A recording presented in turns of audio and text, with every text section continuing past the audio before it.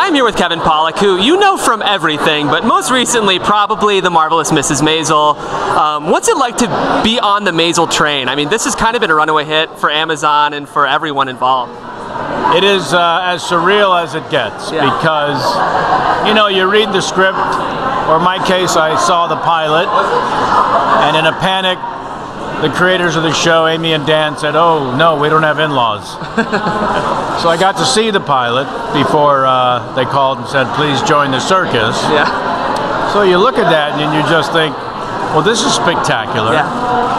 But other than New York Jews, who's going to watch this show? And it turns out the answer is the world. Yeah. So we did not see that coming. Well, you know, Amy and Dan do such a good job of really kind of microscoping on a subculture, but writing it and producing it and directing it in a way that everyone wants to watch. What do you think it is about Maisel that it is such a specific subculture that feels so universal and kind of classic but also modern? Well, it is true. It's classic but kind of modern. When we were on the European press tour, I came up with a term that I'm sticking to, which is heightened authentic reality.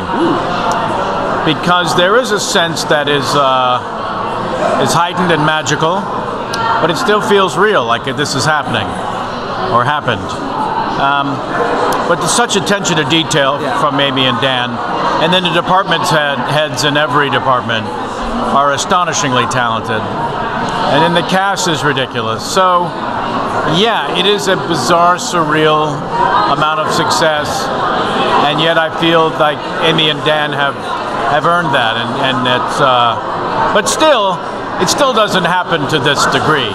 Even if you do good work and you're super proud of it and it's lightning in a bottle, it still never quite ends up being this popular. The critical, commercial, award-winning Venn diagram that you guys are right in the middle of. I mean, that part of it continues to be redonkulous. Yeah, it is.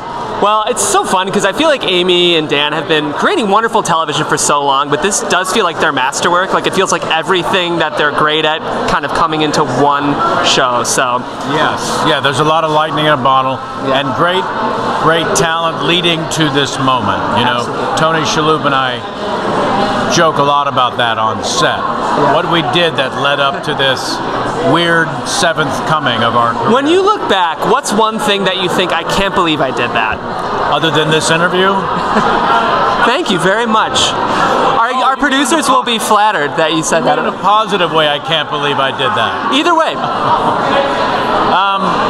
I mean, I can't believe I was part of something that was lightning in a bottle? Yeah, we'll go with that if you'd rather take it that way. Yeah. I've had a few of those moments, you know. My sort of coming out party as a dramatic actor was in Barry Levinson's movie Avalon, which is kind of one of his masterpieces. Obviously, A Few Good Men changed my life forever.